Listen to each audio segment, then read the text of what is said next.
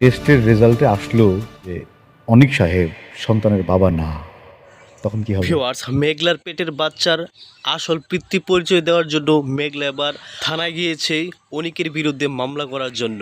তো প্রথমত police officer অনিকের কথা শুনে মামলাটি করতে চায়নি। তো শেষ পর্যন্ত যখন দেখে যে মেঘলাই হচ্ছে শালিমা বিল্ডার্সের একমাত্র ওনার, আর তখন বাধ্য হয়েছে মামলাটি করার জন্য। তো শেষ পর্যন্ত অফিসার এবার একটি সিদ্ধান্ত দিয়েছে, সেটি হচ্ছে ডিএনএ টেস্টের মাধ্যমে বাচ্চার আসল পিতৃ পরিচয় জানা যাবে এই বিষয়টি।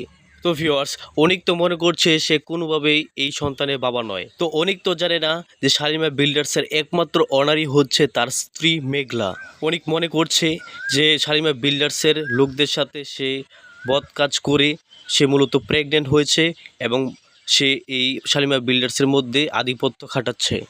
তো অনিক তো জানে টাকার জন্য নাইট ক্লাবে চাকরির জন্য গিয়েছিল।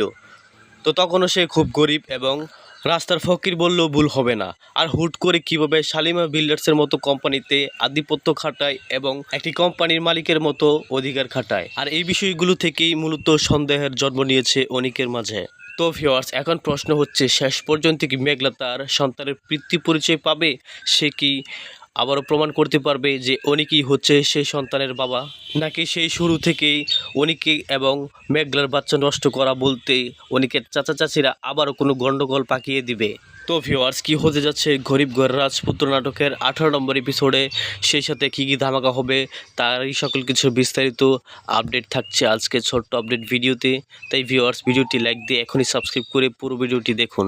পুরো ভিডিওটি দেখলে আপনারা জানতে পারবেন গরিবঘর রাজপুত্র নাটকের 18 নম্বর এপিসোডটি কবে আসবে। এছাড়া ভিউয়ার্স, আপনারা নাটকগুলো ভালোবাসে কে কোথায় বা কোন দেশ থেকে দেখছেন তাও কিন্তু অবশ্যই কমেন্টে লিখে জানাতে পারেন। তো ভিউয়ার্স, আপনাদেরই কাঙ্ক্ষিত নাটক গরিবঘর রাজপুত্র নাটকের পরবর্তী এপিসোড আসতে চলেছে আগামী মঙ্গলবার দিন দুপুর ঠিক 12টায় কারুহিম ইউটিউব চ্যানেলের মধ্যে।